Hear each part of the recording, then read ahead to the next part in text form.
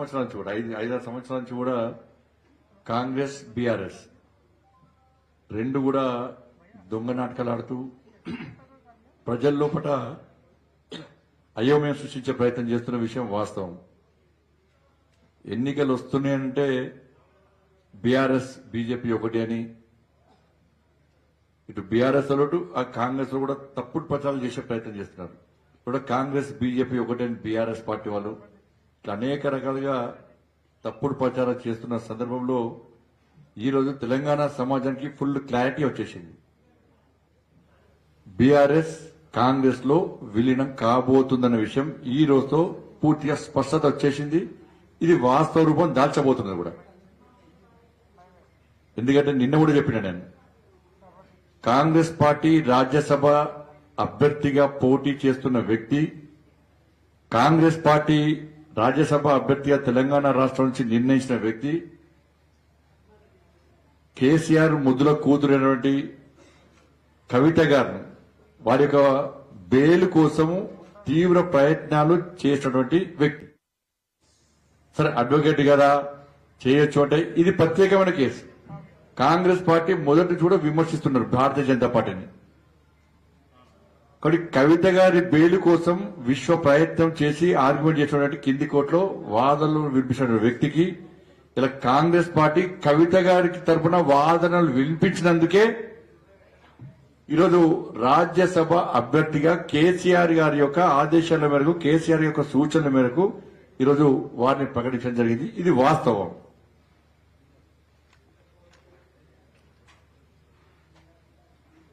కాబట్టి దీన్ని తెలంగాణ సమాజం గమనించాలి. ఈరోజు నామినేషన్ చివరి రోజు. ఈరోజు బీఆర్ఎస్ పార్టీ ఎందుకు నామినేషన్ దాఖలు చేయలేదు? 39 మంది శాసనసభ్యులు మీకున్నారు. కొంతమంది వెళ్ళిపోయారు కావచ్చు, విప్పిస్తున్నా తెలుసు, వాళ్ళు కూడా ఓటింగ్ రావాల్సిందే. 39 మంది శాసనసభ్యుల బీఆర్ఎస్ పార్టీ రాజ్యసభకు ఎందుకు పోటీ చేయలేకపోయింది? ఎవరి కోసం పోటీ చేయలేకపోయిందో చెప్పాలి. మాకు కేవలం 8 మంది ఉన్న మేము చేయలేకపోయాం. 39 మంది ఉంటే పక్క మేము చేసేవాళ్ళం. మేము అరే గెలిచోళ్ళు కాంగ్రెస్ పార్టీ క్రాస్ ఓటింగ్ అవుతుండే. ఎందుకంటే దాదాపు 10 మంది పోయి కేసీఆర్ కలిసింది వాస్తవం ఫామ్ హౌస్ పోయి కాంగ్రెస్ వాళ్ళు. ఇప్పుడు కాంగ్రెస్ వాళ్ళు ఎమ్మెల్యేలు అందరూ కూడా కాంగ్రెస్ లీడర్లు కలుస్తున్నారు, ఢిల్లీ పోతున్నారు, పోయి కేసీఆర్ కలుస్తున్నారు మంత్రి పదవుల కోసం. ఎందుకంటే కేసీఆర్ చెప్పింది నడుస్తున్నారు ఢిల్లీలో. కేసీఆర్ ఏ ముట్ట చెప్పినా ముట్ట చెప్పిన కేసీఆర్ ఆడింది ఆట పాడిందే పాట కాంగ్రెస్ పార్టీలో. కాబట్టి కవిత గారి తరఫున బెయిల్ కోసం వాదించిన వ్యక్తిని ఇద్దరు కలిసి నిర్ణయించిన అభ్యర్థి. ఆయన ఇద్దరు కలిసి నిర్ణయం తీసుకున్న అభ్యర్థి కాబట్టి ఇవాళ బీఆర్ఎస్ పార్టీ ఇలా నామినేషన్ దాఖలు చేయకుండా కాంగ్రెస్ పార్టీకి పరోక్షంగా మద్దతు ఇచ్చింది. ఇప్పుడు చెప్పాలి, బీఆర్ఎస్ పార్టీ కాంగ్రెస్ లో విలీనమవుతుందా, బీజేపీలో విలీనమవుతుందా? ఇలా ఎట్టి బస్సులో అతి త్వరలోనే బీఆర్ఎస్ పార్టీ కాంగ్రెస్ పార్టీలో విలీనం కావడం తథ్యం. దీనికి మళ్ళా కాంగ్రెస్ వాళ్ళు విమర్శకు ప్రతి విమర్శ కాంగ్రెస్ పార్టీ క్యాడర్ ఆలోచించాలి, కాంగ్రెస్ పార్టీ నాయకులు ఆలోచించాలి, బీఆర్ఎస్ పార్టీ నాయకులు, బీఆర్ఎస్ పార్టీ కార్యకర్తలు కూడా ఆలోచించాలి. ఢిల్లీలో ఒప్పందం జరిగింది. ఇది ప్లాన్ ప్రకారం ఇలా భారతీయ జనతా పార్టీని బదనాం చేయడానికి రెండు పార్టీలు కలిసి కుట్రలు చేస్తున్నాయి. ఇవాళ మళ్ళా స్పష్టం చేస్తున్నా, కాంగ్రెస్ పార్టీ ప్రకటించిన రాజ్యసభ అభ్యర్థి బీఆర్ఎస్ పార్టీ కాంగ్రెస్ పార్టీ ఉమ్మడి అభ్యర్థి. అందుకే బీఆర్ఎస్ పార్టీ 39 మంది శాసనసభ్యులు ఉన్నప్పుడు కూడా నామినేషన్ దాఖలు చేయలేదు. కవిత గారి తరఫున బెయిల్ కోసం ఆర్గ్యుమెంట్ ఇచ్చిన వ్యక్తి కాబట్టి, వాదనలు వినిపించిన వ్యక్తి కాబట్టి ఇద్దరి ఉమ్మడి అభ్యర్థి. ఇవాళ ఇది తెలంగాణ సమాజం దీన్ని గుర్తించాల్సిన అవసరం ఉంది. ఇన్ని రోజులు టైం పాస్ పాలిటిక్స్ చేశారు. 6 గ్యారెంటీల మీద ప్రజల దృష్టి మళ్లించడానికి ఇద్దరు కలిసి డ్రామాలు చేశారు వాళ్ళు. మరి బీఆర్ఎస్ పార్టీ బీజేపీ ఎప్పుడు ఒకటి కాదు. ఎందుకంటే ఇది కుటుంబ party Congress party, BRS party కుటుంబ పార్టీ. ఇది అవినీతి party Congress party, BRS party కూడా అవినీతి పార్టీ. ఇద్దరి మధ్య సయోధ్య కుదిరింది, మాట ముచ్చట అయిపోయింది, కళ్యాణం మాత్రమే బాకీ ఉంది. ఇవాళ ఈ రెండు పార్టీలు ఒకటే, దీన్ని గుర్తించాల్సిన అవసరం ఉంది. కాబట్టి ఇప్పటి నుంచి కాంగ్రెస్ పార్టీ వాళ్ళు బీఆర్ఎస్ బీజేపీలో విలీనం అవుతుందని మాట్లాడే అర్హత మీకు లేదు. అటు తప్పుడు ప్రచారం చేసేటువంటి అర్హత మీకు లేదు. వాళ్ళ ఫుల్ క్లారిటీ వచ్చేసింది తెలంగాణ సమాజానికి. మీరు ఏం చెప్పినా ఏం చెప్పకుండా క్లారిటీ వచ్చేసింది. ఎందుకు నామినేషన్ దాఖలు చేయలేదో చెప్పాలి. ధన్యవాదాలు.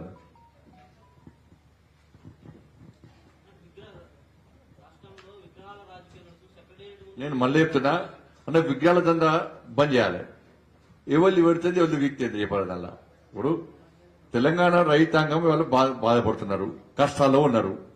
రుణమాఫీ చేస్తానని చేయలేకపోవడం వలన, 70% మందికి రుణమాఫీ జరగకపోవడం వలన, మహిళలకు ఇస్తాన 2,500 రూపాయలు ఇవ్వకపోవడం వలన, వాళ్ళ స్కూటీలు తులం బంగారం ఇవ్వకపోవడం వలన, భరోసా రైతు భరోసా ఇవ్వకపోవడం వలన, రైతు కూలీలకు 12,000 రూపాయలు ఇవ్వకపోవడం వలన, యువకులకు నోటిఫికేషన్ ఇవ్వకపోవడం వలన, ఉద్యోగాలు ఇవ్వకపోవడం వలన, 4,000 రూపాయల ఆసరా పెన్షన్ ఇవ్వకపోవడం వలన ఇది ప్రజలు దీనికోసం ఎదురుస్తున్నారు. వీళ్ళ విగ్రహాల రాజకీయాలు అంతా అండర్స్టాండింగ్ లోపాయక ఒప్పందం. ఎందుకంటే 6 గ్యారెంటీలు ప్రజల దృష్టి మళ్లించడానికి. ఇలా విగ్రహాల చర్చ అవసరమా? అరే మీరు అసలు కూల కొట్టుర్రి. వీళ్ళు పెడతా అన్నారు, వాళ్ళ అధికారం ఉంది, పెడతారు. వాళ్ళు వద్దనే పెడతారు. వీళ్ళు పెడతారు, వాళ్ళు కూల కొడతారు. దానికి చర్చ ఎందుకు అనేది? చర్చ అవసరం లేదు. వచ్చా కూల కొట్టు వద్దన్న. ఇప్పుడు మాకున్నది వాజ్పేయి గారి విగ్రహం పెట్టాలో మాకు కూడా ఉంది. కానీ ఇప్పుడు చర్చ పెడతలే మేము. చాలా 3 విగ్రహాల మీద ప్రజాభిప్రాయం తీసుకోండి. మీరు వాజ్పేయి గారి విగ్రహం పెట్టుడా, రాజీవ్ గాంధీ విగ్రహం పెట్టుడా, ఇంకేమన్నా ఏదోటి. కానీ మేము అంటున్నామా? అది మేము చర్చ జరుపుతున్నామా? కేసీఆర్ బతకాలి కాదు పాపం. నేను బతకాల పాపం, నేను 2 నెలలు బతకాల మేము కోరుకుంటున్నాం. వ్యక్తి తెలంగాణ మనోడు మర్చిపోయానండి. కాబట్టి నేను చర్చ తీసుకొస్తలేను. విగ్రహాల చర్చ నేను వాజ్పేయి గారిది పెట్టాలన్నా లేకుంటే ఇంకోటి పెట్టాలని చర్చ తీసుకొస్తాను. ఆ చర్చ వద్దు అంటున్నా నేను. 6 గ్యారెంటీల చర్చ జరగాలని నేను అంటున్నా. కాబట్టి దీన్ని డైవర్ట్ చేసే ప్రయత్నం చేయదు. టీవీలలో కూడా డిబేట్ కూడా దాని మీద జరగాలి.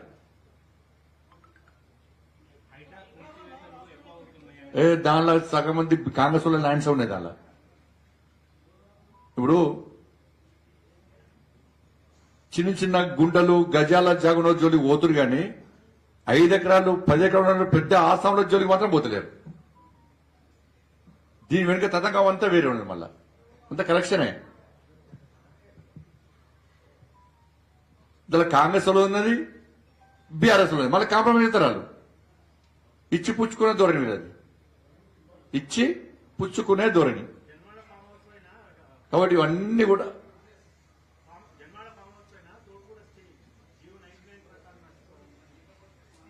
ఇవన్నీ కూడా కావాలనే కలెక్షన్లు. ఇప్పుడు మహారాష్ట్రకి ఎన్నికలకు పైసలు కావాలి కాంగ్రెస్ వాళ్ళకు, హర్యానా ఎలక్షన్లకు పైసలు కావాలి, ఇక్కడి నుంచి పంపాలి కంపల్సరీ. కర్ణాటకలోకి 2 రాష్ట్రాలు ఇచ్చిరాట పైసలు పంపని, తెలంగాణకు 2 రాష్ట్రాలు ఇచ్చిరాట. కానీ కంపల్సరీ పైసలు పంపాల్సి వస్తుంది. కానీ ఈ భూములు అమ్ముకోవాలి. కేసీఆర్ భూమి అమ్ముకోవాలి, వీళ్ళట్ల భూములు అమ్ముకోవాలి.